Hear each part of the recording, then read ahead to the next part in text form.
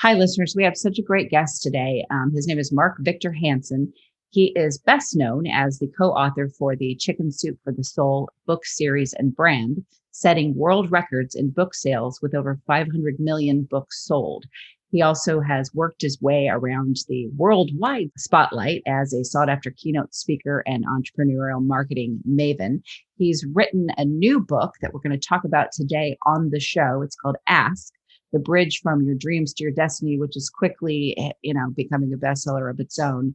This was just a wonderful, lovely, positive conversation. And boy, don't we need that right now. So thank you so much for tuning in. And I have to give a shout out to his wife, Crystal, who wrote the book with him.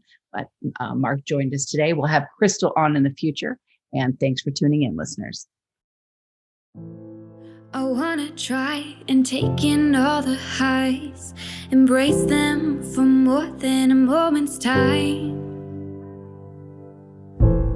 I want you, please don't move when I push you away.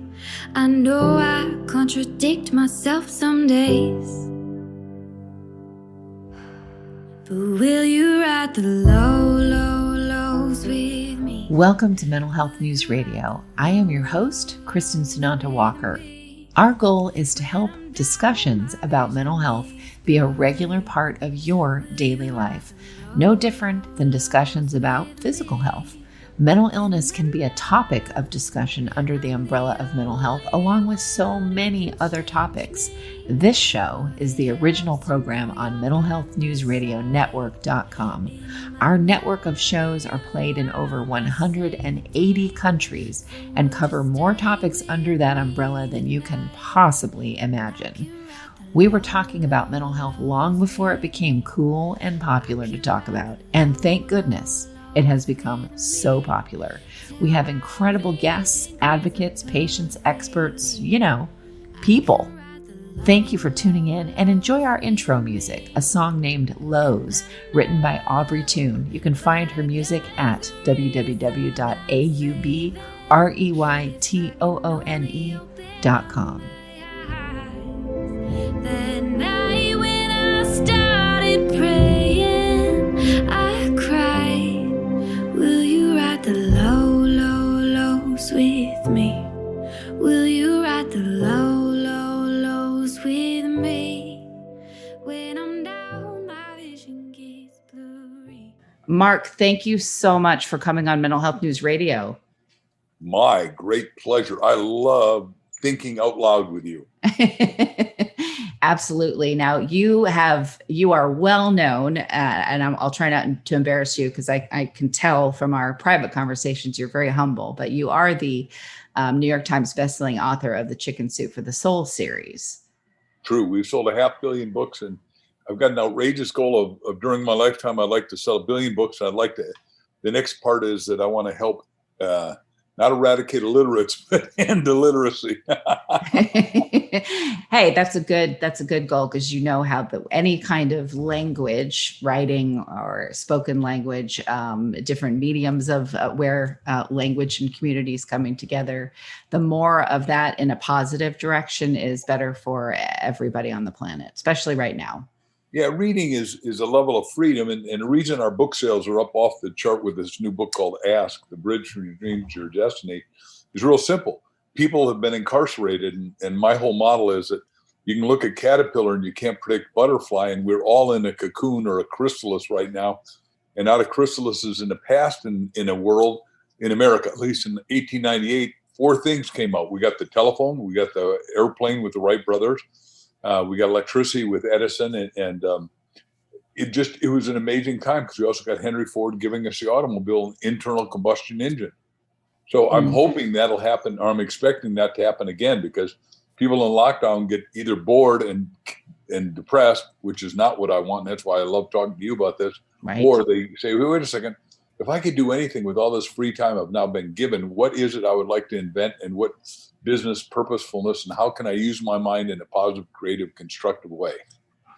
Absolutely. Let's talk about the times that we're in. We're not going to go into, deep into politics or anything, but that is another thing that people are, for obvious reasons, stressing out about, as well as the pandemic. So I wanted to ask you how, you can put a book out, but there's always a journey as to how that book got put together. Sometimes it's 3 months before it gets put out, and sometimes it's 10 years. So when did the idea for this particular book come to you? Good. Well, I think you did 2 questions at once. I did. I'm so sorry. I will do both.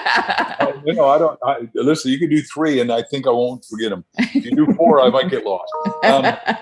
First of all, I think there's 5 problems. There's obviously the virus itself, which there's stuff like Regeneron and hydrochloroquine and stuff like that that's helping. Number 2, what you really alluded to is a big one, fear. And obviously FDR said you have nothing to fear itself. And we all need to confront our own fears about this, because people are afraid to go to the gym and afraid to go to the movies and afraid to get an airplane or a cruise ship. And it'll crush our economy long-term with that, and afraid to go to the library and afraid to touch stuff and see people without a mask.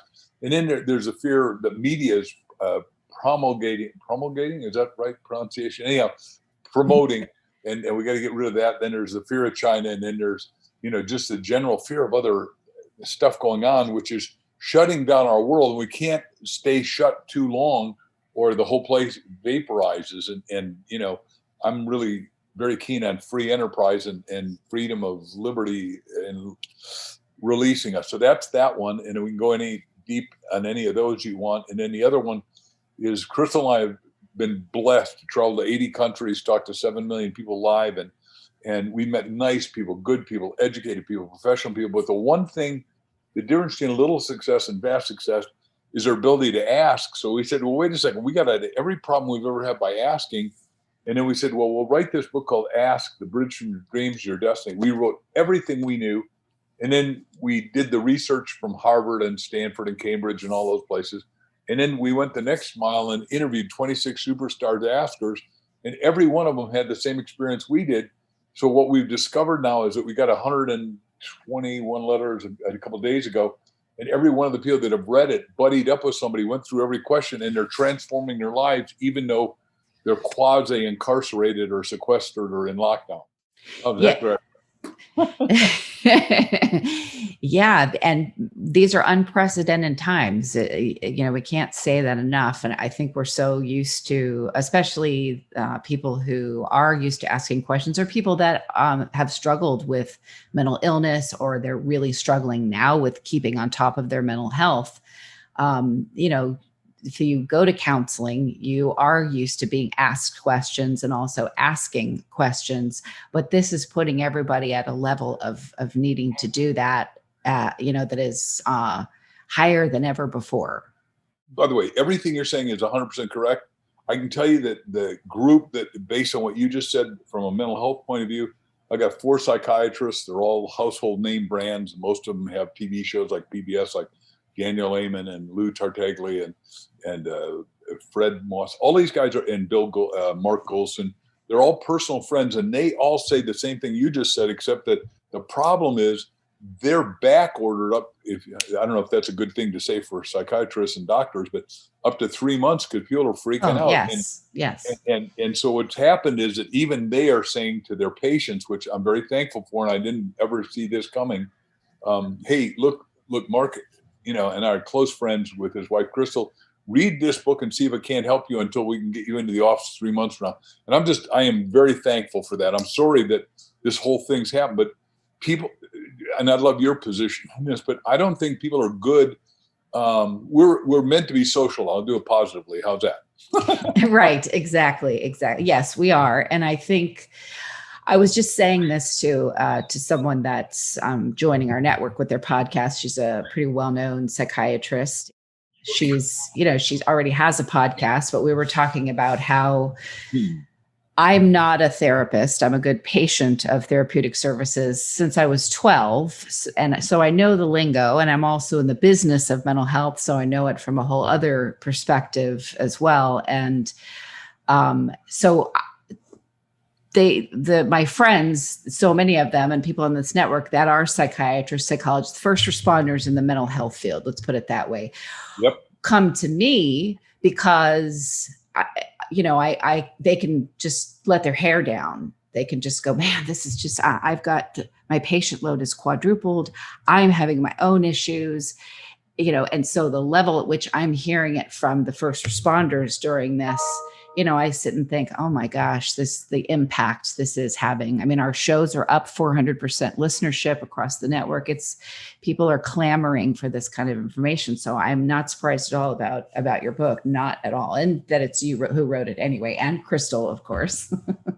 Well, by the way, back when we did Chicken Soup, I got to tell you, because I've never gotten to say this before, is that Jack and I were astounded that psychiatrists sat in the front row of our audiences and every time came up and hugged us, thanked us. And at first it was sort of, why would you guys be doing that? And then what they said is that a lot of times the question alone doesn't do it, right? When you're asking a kid who killed his parents or drove a car into somebody or something like that, they shut down. The questions don't do it. But the minute you do a story like, I wish I had a brother like that, or Botsy, all of a sudden their heart chakra, their heart energy opens up, and now you can ask them questions. So that's why, look, I can't say that every psychiatrist in America would be my friend, but so far I've had so many that I can't even start to thank all of them and thank any of them that are listening. And the other thing you said subtly in there, I don't want to let it go by without touching on it at least, is that they have their own problems, and most people go in and figure it's time to full-time dump on them, and sometimes maybe they got to help other psychiatrists. Right, exactly. That's why I take the calls and I listen, because really they need a place to put it, and I do a lot of my own kind of, I don't like to use the word shield, because to me that can be aligned too closely with fear. So I say it in a way that is not aligned with fear, but I do kind of shield my own energy so that I'm not overwhelmed, That's what all of us have to do. And I don't know, let me do a different term than shield and see if it's okay with you. Sure. Because I'm into prayer in a big way. And one of the things we learn in when we're doing this book is we're falling in love this long ago when we thought we'd write this book, and then we got to write it. But this guy sitting next to us said, I see you and Crystal are deeply in love. Can I talk to you? And he said, I'm 92. I was head of Billy Graham Ministries. And he said, only one thing keeps people marriages together. And I said, what's that? And he said, pray out loud together every day. So Crystal and I pray out loud at night before we go to sleep together. And also in the morning, for an hour, we spend time praying and visualizing and seeing, like today, because our grandkids are here, like I told you, right, fortuitously. And she had to be out with them, but they are magnificent kids. And the point is, we ensconce ourselves in white light. And because my wife's Catholic, if you're traveling, you even put driver's white light. They say St. Christopher, so that seems good to me. And I've never had an accident, so it seems really good to me. Whether if that's a shield or auric energy, it doesn't matter to me as long as it works. Yeah, agreed. And, I always have to say this too. There are so many listeners that tune in that maybe they've had abuse that is tied to a religious philosophy. The word pray doesn't work for them. I would say to cover everybody, in my estimation, you can correct me if you think I'm wrong, but it's that action, taking that action of doing something together that's positive and affirming and about gratitude and about others. You can call it whatever you want. If you're not comfortable with the word prayer, you can call it something else, but it's the doing of that with another person, especially your mate, that makes it so powerful. Does that make sense? 100%. And then back to the first part, Crystal and I are currently co-chair people of Childhelp. And Childhelp has helped 10.5 million people out of abuse, neglect, and sex trafficking. These two little old ladies started it. I got to be careful. I had lunch with them yesterday. We had lunch with them. They're wonderful, but they started back before you were born, and they were part of the Bob Hope show, and they were in Japan. And it's all these kids that are a birth of Americans, but the country at the time was so racist coming out of World War II that they didn't want American kids. So long story short, they found a little orphanage to take them.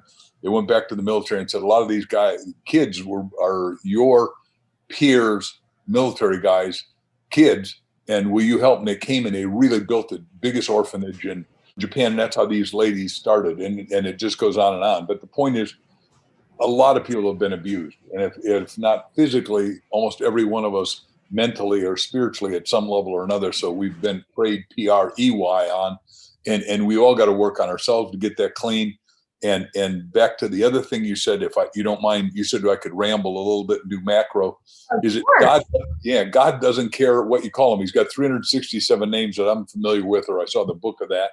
and written by an old rabbi, and okay with me, whether it's universal intelligence, light consciousness, God doesn't care. God knows who he is, or Father, Mother, God, right? Right. Exactly. Yeah. And it's all, I always look at, and I've learned this obviously from therapists that I've worked with in business settings and so on. We would get into these discussions around, listen, what my religious beliefs or my whatever's going on with me comes with me into the therapy room, but some of it also stays at the door because it's about what is best for this patient. And that it's such a unique field to really have to purposely make that, I wouldn't say separation, but make that, get that mindset when you're dealing with someone else's psyche. Yeah, discernment is what we call it. When There Jack you go. wrote Chicken Soup for the Soul, we said, and it took 3 years to figure out our 7 discernments, but number one is it's truth for us and in almost every person anywhere in the world, whether I'm in China or India or Africa or something, is goosebumps, God bumps, or chili bumps. Number 2 is that we had to cause instantaneous behavioral change, which is why people like our stories and the books I write, and on and on and on. But we call it discernments, and it's just a little bit easier because judgment, you're not supposed to judge or be judged. And this way, discernments, it has an ethical and a moral and a omni-beneficial quality, or at least in my mind. And if you have any disagreement with any of that, I'm open to listening. I don't. All of us got to figure out our discernments, and that's why our book Ask is so critical in my mind, because we're saying, hey, look, buddy up with somebody else that gets a book and go through every question in the book and write out your answers. Because old Socrates, who I at one time when I was in grad school, I thought I wanted to be a Socratic scholar, a Socrates scholar. The guy who started questioning and asking, at least that's the mythology. Whether it's true or not, I'm not going to argue on either side of that. I'll just say that he said the unexamined life is not worth living. And yet most of us are so busy and so out of focus. And so I got to take care of the kids. I got to get to the office. I got to rush. I got to get gas for the car. I got to do the laundry. I got to get the dry cleaning. That we don't really figure out who we are, what we want to do, and where we want to end up. And that's why we call the subtitle of that is the question to get you to your destiny, the bridge from your dreams to your destiny. Because we all, if you're alive, you have a destiny, even though we're sequestered, even though we're in lockdown. What would your destiny be and your ultimate goal and your ultimate perfect life look like if it unfolded the way you wanted it to?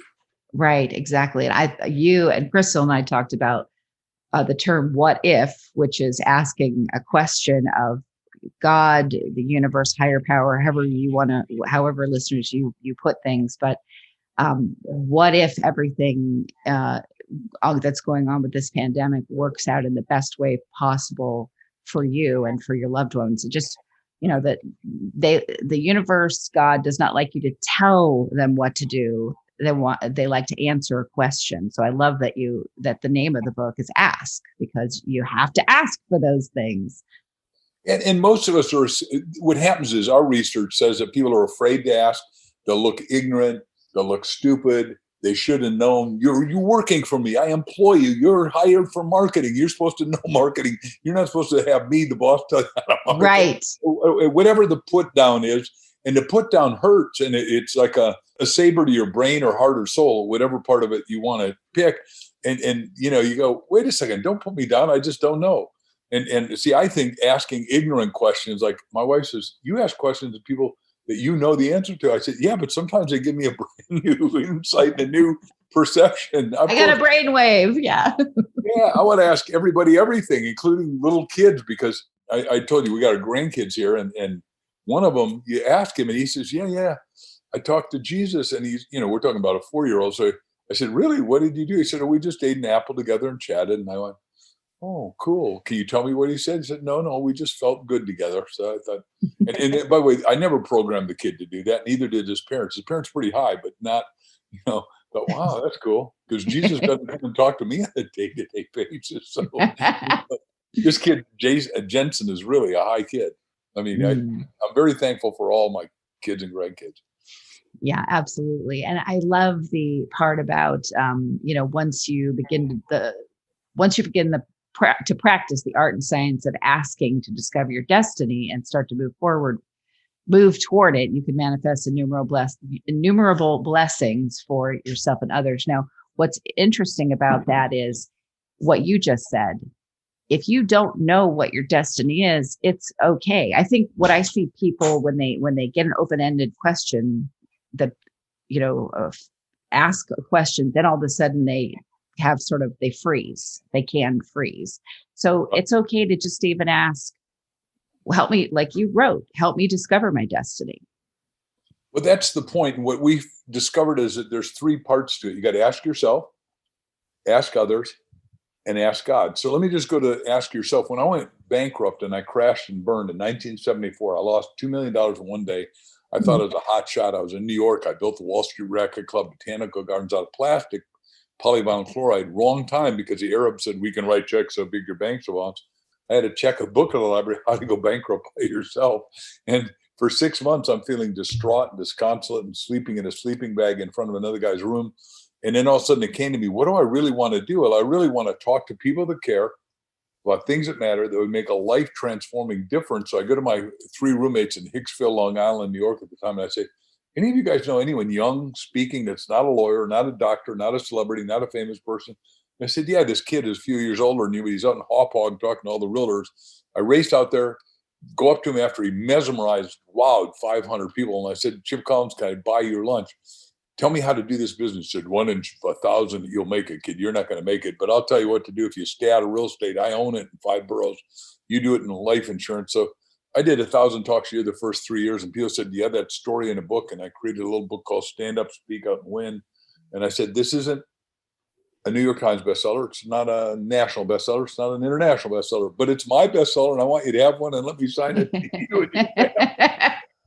And I sold 20,000, and I tripled my income, made about $200,000. I was in heaven. I thought, I finally hit my right livelihood, which is what you're really saying subliminally there. I'm not in any judgment if you haven't found your destiny, but if you're alive, you've got a destiny. And wouldn't it be good? Like when they asked Michelangelo in Florenza, he said, how you make it David? He said, I chip out everything, not David. The only way to chip out what you shouldn't be doing, like I shouldn't have been trying to be Bucky Fuller, and who's a great man and my teacher, but I need to be a really good Mark Victor Hansen, and so is everyone listening. They need to be a really good themselves, and you got to sculpt yourself, so to speak, with questions. At least that's what I believe today. Oh, 100%. Absolutely. Yeah. I believe that too. It helps you. I have the benefit of a lot of therapy too, though, where I'm asking a therapist to give me an answer, and they're so good at going, well, what do you think about that? Yeah, questioning. No. I don't want a mirror. I don't I need an answer. Tell me, should I do this or this? And it's great.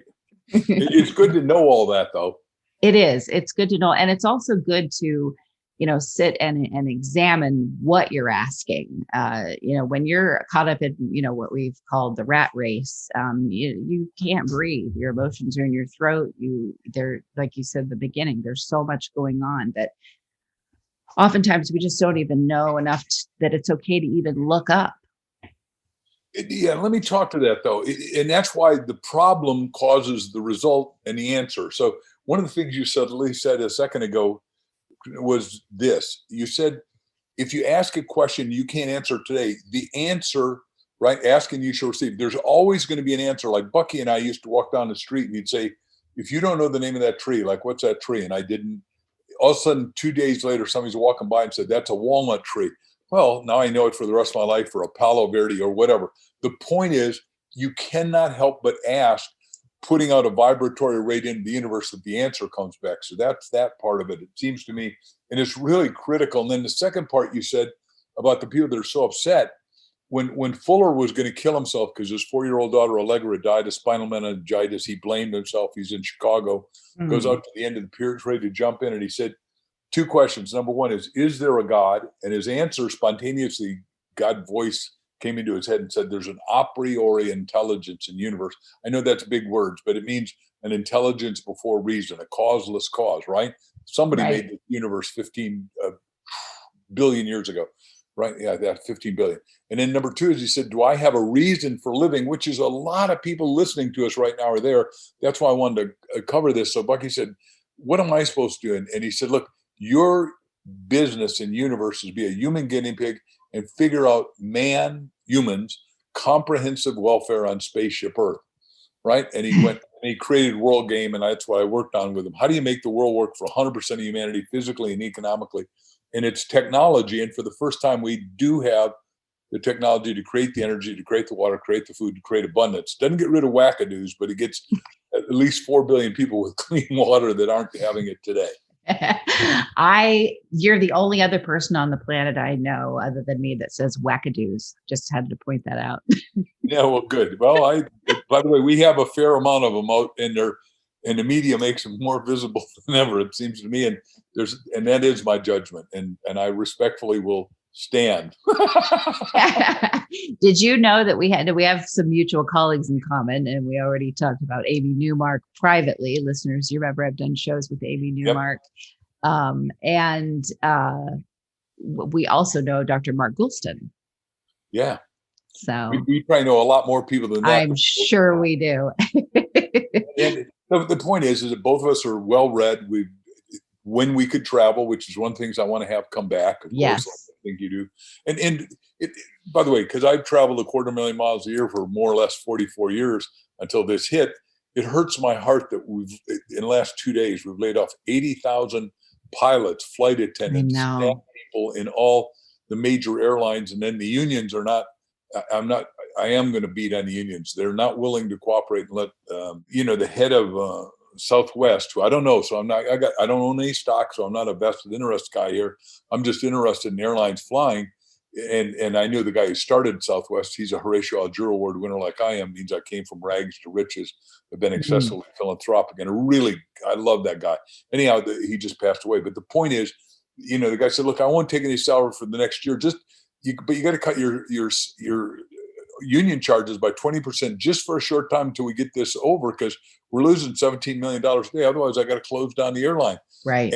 And that is from a mental health point of view, that affects 80,000 people all at once because they're without a job. And these are good people. I mean, you probably have some cantankerous flight attendant or something, but by and large, maybe she was whatever, or whatever. But the point is, 99% of them are lovely, wonderful people. They deserve to keep their job. They deserve to let us fly. And little simple things like you can't fly to Hawaii now because American Airlines won't fly there. So now if you want to go on vacation to Hawaii, you can't. How's that grab you? Or visit family many.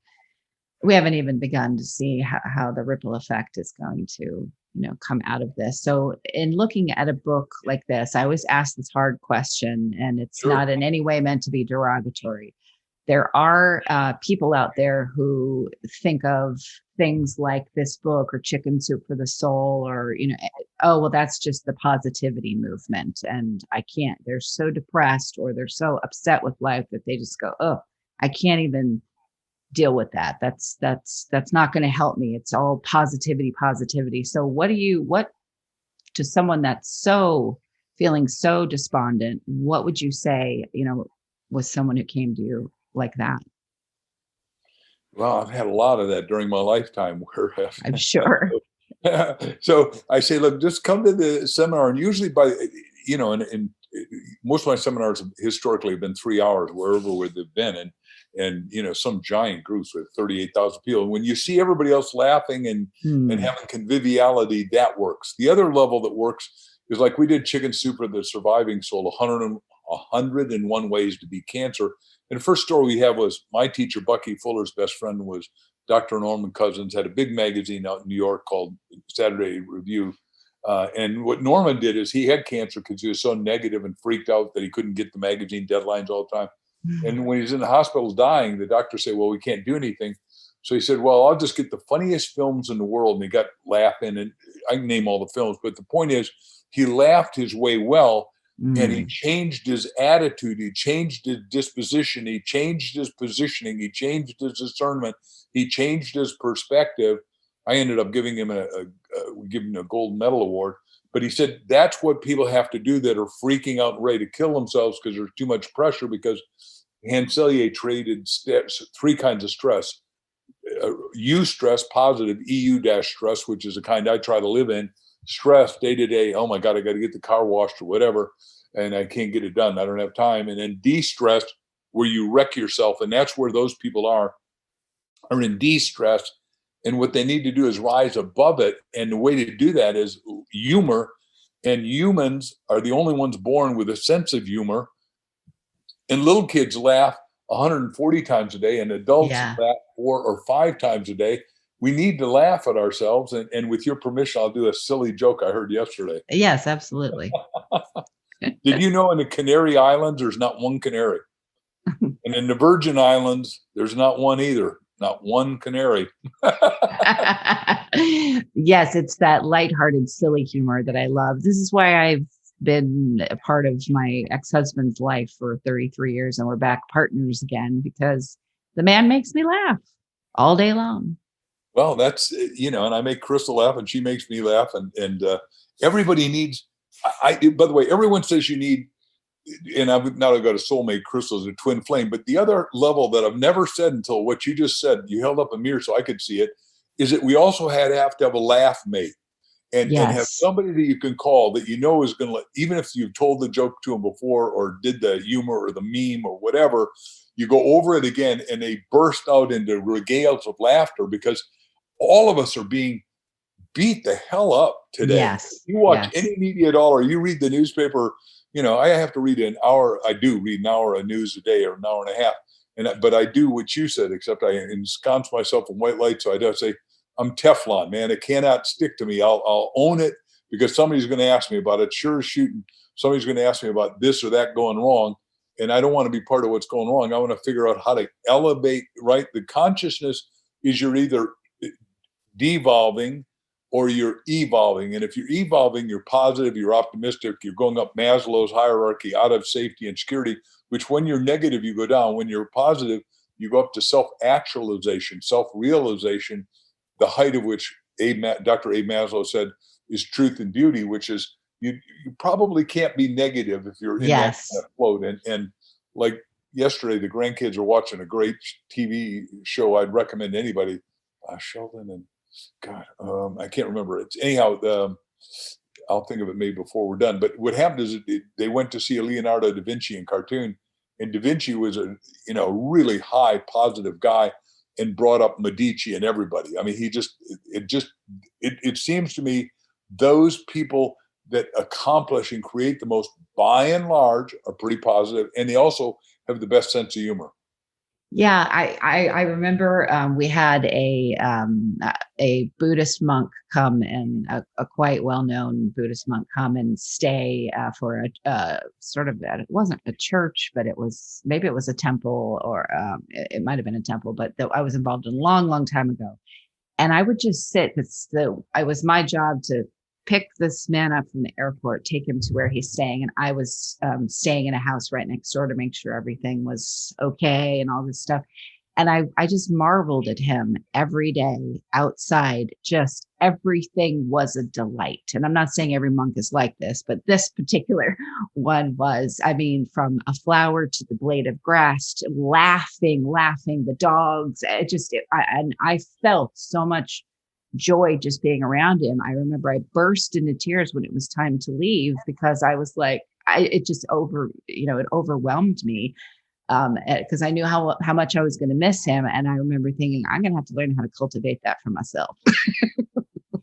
So can I give my story like your story? Yeah, absolutely. Okay. So I live in a Christian model, but I've been everywhere. I studied in theosophy in India when I was a student and all that. But the fact of the matter is that one of my students, when I was running in the inner circle, where we charged a fortune to get to travel with us to the most exotic and exciting places, was a guy that made billions in Silicon Valley. And he said, look, I am Chinese and I want to make right by the Chinese with the Dalai Lama. So can you get us with him? And I said, look, one of the things I do is I can get anybody with anyone if they're alive, right? So being world's best-selling author, I can pull off stuff that nobody else. Anyhow, long story short, we go to the Dalai Lama, and it's a spiritual group at like 7 a.m. Billy Graham's in the room. I mean, it's really, I thought, I don't know that I belong here with the rest of these high clerics from around the world. And the people at the top of any clerical thing, whether it's Christian or Buddhism, they all get along.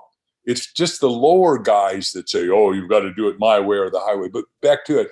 So it's finally time to answer questions, and there's video cameras, and I stand up and introduce myself, Mark Victor Hansen, and he said, "What's your thing?" I said, "Well, this guy standing next to me is afraid to ask you, so I'm asking on his behalf because he's my mentee, and he would like to buy back Tibet from the Chinese for $10 billion. Now, I'd thought through for weeks, what is this guy's reaction going to be? He's going to tell me, go to hell, whatever it's going to be, I'll accept. But what he did was so bizarre. So for 15 minutes, he did just what you said. He laughed. I thought he was going to fall off his chair, and everyone's looking at me. And he suddenly says, "Oh, Mark, I didn't mean to hurt your feelings." And all of a sudden, what wasn't on the camera, so if you say, or the video, was pink light came rolling off this guy and engulfed me. And he said, I just want to tell you, you're going to think about this and understand why. But that really caught me off guard because no one's ever said they'd buy back Tibet. Now, remember, Chinese, which are not, the Chinese people are great. I love them. The Chinese Communist Party, I despise because I don't like communism and atheism and their omniscient wanted hegemony, want to take over the world. And they took over and killed 1,200,000 of his people. They've just taken over Hong Kong. They want to take over Taiwan. I know I'm not supposed to do geopolitical, but what I'm saying is this guy, after that torment and those problems and having nowhere to go at the front end, he ultimately was in Dharamsala, right? Could still laugh and have a good time because he saw the ridiculousness of our human predicament, and he had every reason to be uptight and say, "Yeah, let's go get the Chinese." And I thought, wow, what a perspective this guy's got. I know. Did that make sense? What I said? Yes, it absolutely. I mean, it totally made sense to me. It's from taking it back to a microcosm level of just the other day, I was with my ex-husband and we've had issues with where we live. We moved somewhere to be back together, and it's not at all what it was purported to be. And there's all these problems, and it has been such an exercise for both of us to just keep seeing the good, find anything. So when, daily life comes in and you get stressed and you start complaining, which there are some valid things to complain about. We do sit down and go, okay, now we got to knock out 5 positive things. Okay. And I can feel a shift within myself every time I go to gratitude. That's the biggest thing. I agree with you. I don't think that negativity can live in that space with you. And it also you're not very attractive to negative people or people that are in a negative state. You're not very attractive for them to want to kind of latch onto you when you're in that state either, which is great. I want to talk about that 2 ways. First of all, the positive, which I totally love what you're saying, because the people, if you start thinking what you've got going right, 99% of our reality is always working, right? I mean, your eyes are working, your heart's working, the breath is working. You're doing 17 breaths a minute, right? Today I did my medical, my heart rate is really low. And the doctor says, well, lower it is arbitrarily the longer you're going to live. So you're going to really do the 127. So the point is, we got a lot to be thankful for. And the other thing, the most important thing is you live in America. Nobody swims from Florida to Cuba. It just isn't going to happen. Right. It ain't happening. So that's that part. Then the other thing you alluded to, which is totally correct, is I have a lot of people call me and say, will you help me with my book or do a book with me? And I go, no, I don't do that. But, here's how it works. But this guy calls and the old cliche in our business is speaking, he brightens up a whole room when he walks out of it. Yes. If it's a sunny, beautiful day, we don't have enough rain. If it's rainy, you go, hey, wait a second. Figure out something positive. Start out every day by writing down, like you said, 5, 7 things that you're grateful for, and also write down your goals. Like right now, our goal is to do an impossible task, which is our little book Ask. Our goal, the linear goal that'll get us all the other goals, like I teach, is that we are so happy and glad that we're discovering the way to sell 1 million books between now and December 25th, 2020. And you say, well, nobody could do that. It's because bookstores are basically closed. They're almost bankrupt and they're not paying their bills. So my publishers won't send out books. And you go, that leaves Amazon. Well, We're doing all these podcasts literally around the world, like 2 in America, 1 in Canada, 1 in Israel. Yep. Did one with 10 million people in Vietnam. And the books internationally are selling, but there's no record of that happening. I mean, my publisher can tell me, I can tell you, but you understand that everyone's saying, well, you can't do that right now because I'm in the book business. I'm smarter than you. I said, look, everybody's smarter than me. I don't have any issue with that. You get smarter, but try selling more books than I do. I dare you because I'd love you to do it. Yeah, exactly. I have every so often I have somebody knocking on my door, seeing how much work has gone into this network that, that I'm lucky enough to sail the ship of that with a lot of people on the boat with me. But it's amazing because I'll have people come in and they go, oh, look at all this work, all this content. I'm just going to hitch a ride off of what you've already done. And I had someone recently say, I said, you know what, I'm not making any decisions like that until January of 2020 or 2021. There's a lot going on and we're busy. And so I'll look at those things later. And this guy said, well, then I'm just going to create a competitive mental health network. And I said, you know what? That's wonderful.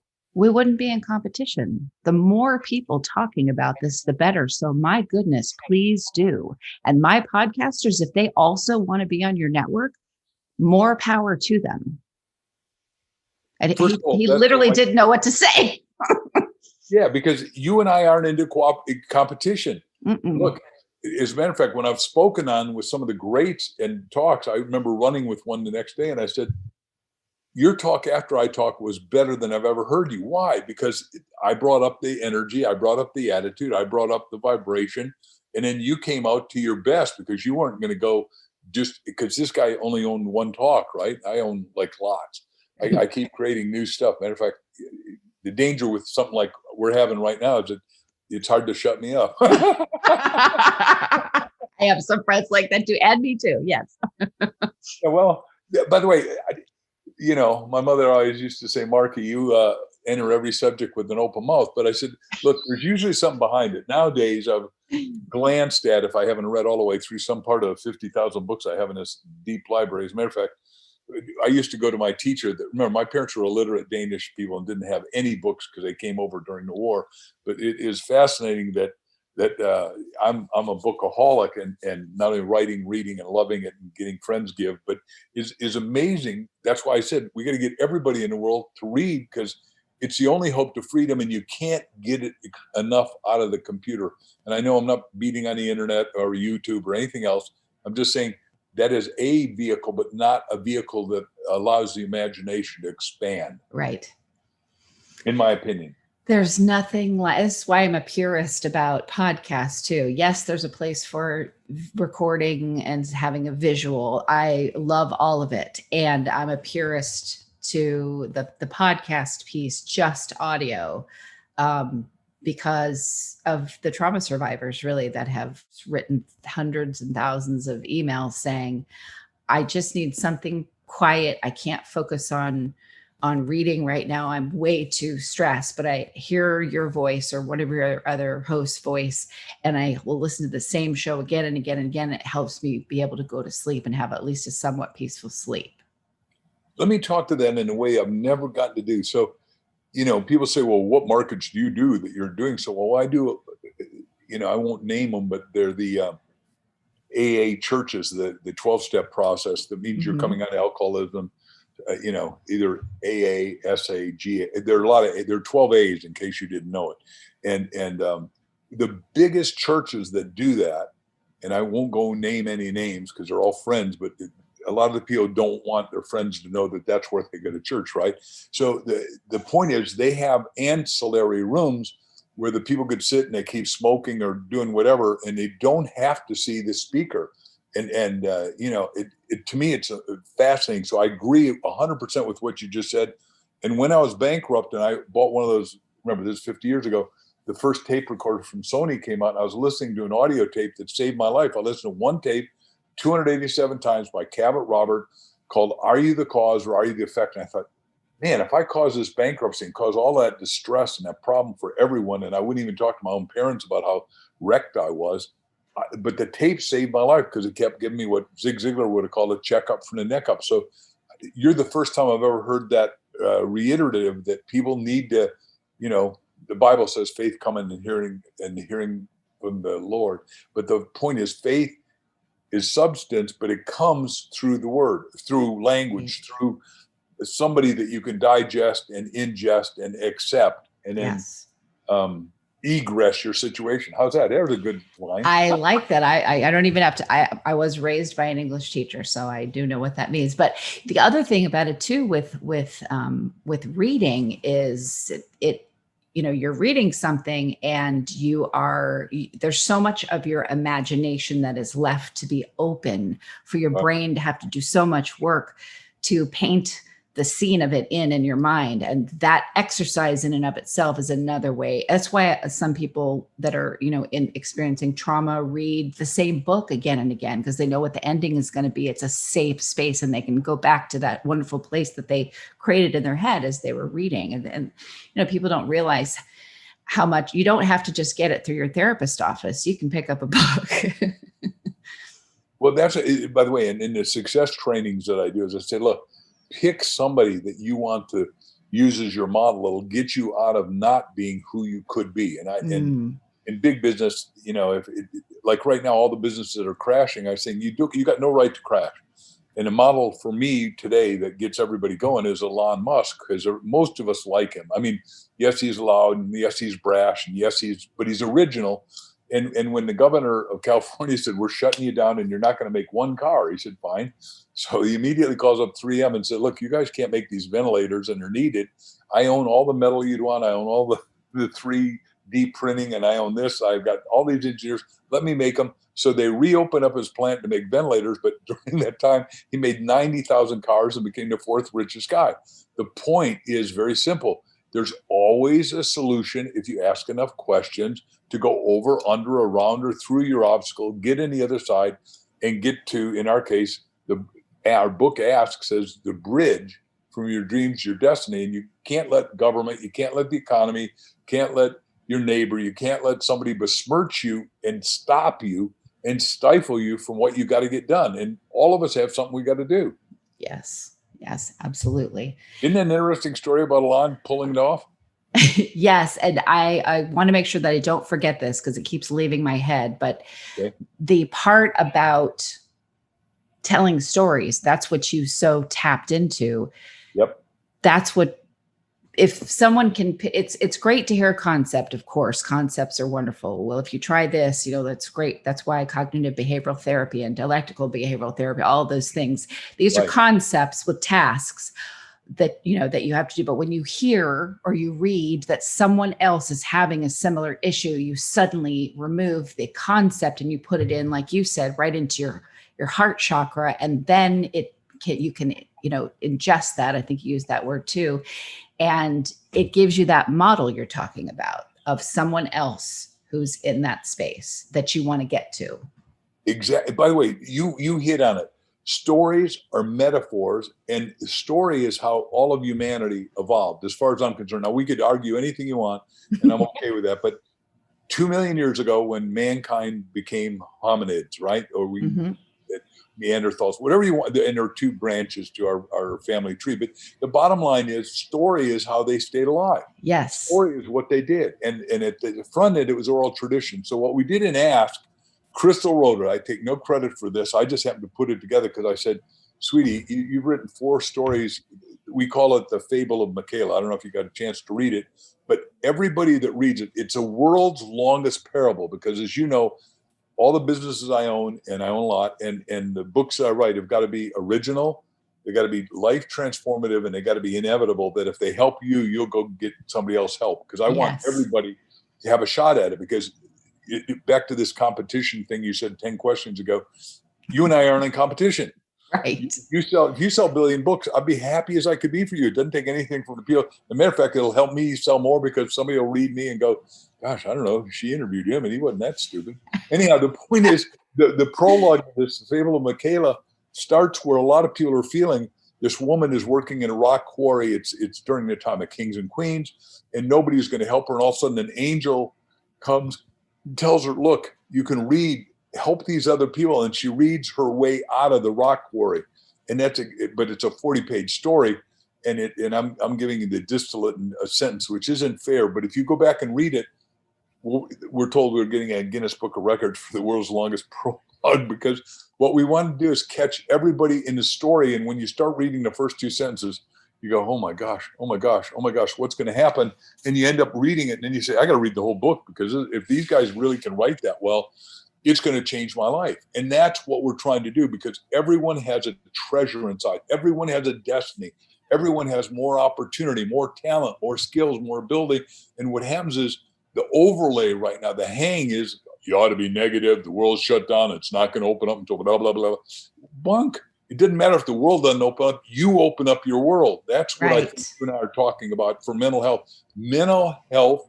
And now I'm on my bully pulpit, and you can tell me I should jump off or get knocked off. But I think everybody from my bully pulpit is, I want to be the cheerleader, and I want you to help of everybody waking up to their own greatness, because we got to march forward with victoriously and valiantly. Absolutely. Absolutely. I want to ask you one last question, because you and I could literally talk for like a long time. No, you think? I think so. And if I'm blowing anything, we can always edit it out. But are you going to make Ask another series like you did with Chicken Soup for the Soul? Yep. By the way, I wrote a book called "You Have a Book in You," which, if you go to my website, markvictorhansen.com, you get it for $7.97 rather than $21 at Amazon, because we really want everyone to write a book. And if we're going to stay sequestered, you need to know who you are, and there's no better way, as far as I'm concerned, than writing. And today you could dictate it and then transcribe your dictation in your smartphone. So I'm not selling anything here except the concept to wake up to your own story. And wouldn't it be nice to know what your parents, much less your grandparents or great-grandparents or great-great-grandparents, did, said, thought, felt, how many kids they had, what they may have died of, so you know if you've got heart weakness or diabetes in the family or whatever, assuming they knew. And wouldn't that be nice to know more about our own lineage and our ancestors? And the way to do it is we start by writing up everything we know. Absolutely. So the answer is yes. We're doing sequels to prequels. We're going to do Ask. We're going to do Ask for Love. We're going to do Ask for Riches. We're going to do Ask. And if they go to my website, they're going to see all that emerge over time. We're busy after it and loving it. And our publisher's going nuts, going, can you have it done? I go, it takes time. I can't do it that fast. Tell my listeners one more time, a little bit more slowly, because I'll make sure they can hear you, where they can find everything well, not everything, but a lot more about you. Yeah, please go to my website, Mark, M-A-R-K, Victor, V-I-C-T-O-R, Hansen, H-A-N-S-E-N, the Danish way.com, markvictorhansen.com.